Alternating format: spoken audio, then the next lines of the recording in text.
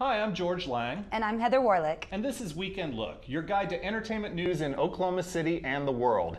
This week, NBC jumped the gun, announcing its fall season, beating the rest of the networks by about a month and a half. The big news coming out of NBC is the announcement of a spin-off of The Office called Dunder and Miffinities. No details were released about the show, but the title suggests that it could involve the website designed by intern turned evil power broker Ryan this past season.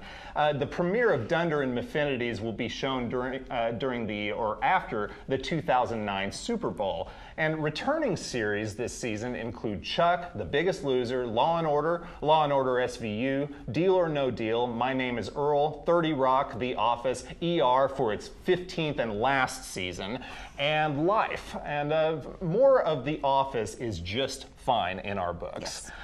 Now, Heather, I understand there's bad news for the faithful subjects of the king this week. Yes, Elvis is probably rolling over in his Graceland grave today, George. It seems that two pop divas, Madonna and Mariah Carey, have one-upped the king and broken two of his long-standing records. Madonna with the most top 10 singles and Carey with the most #1 singles by a solo artist.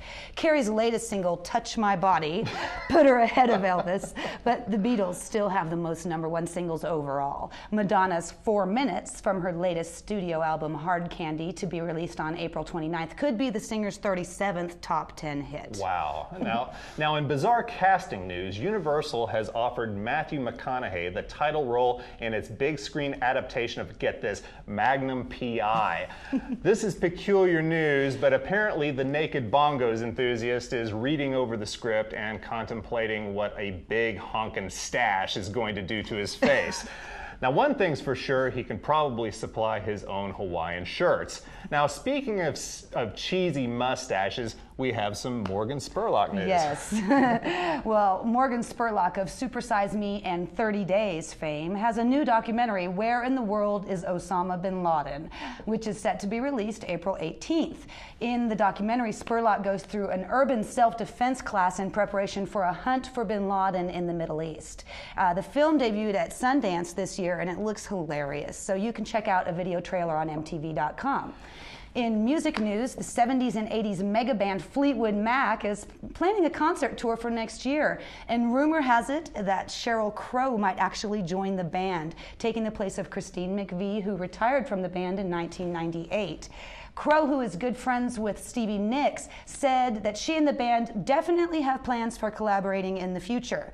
But Fleetwood Mac singer-guitar player Lindsey Buckingham said he's surprised about Crow's announcement, but that the collaboration is a possibility. Yeah, it seems that Crow might have spoken a little too soon for his taste, but as long as Buckingham, one of the greatest living rock guitarists, is on board, I'll definitely be there. Now, as for live music this weekend, see the Texas alt-rock band Isley at the Conservatory on Friday, legendary 70s pop band Three Dog Night at Fire Lake Casino on Saturday, Jacob Fred Jazz Odyssey also on Saturday at the Deli in Norman, and Manchester Orchestra plays at the University of Central Oklahoma on Thursday.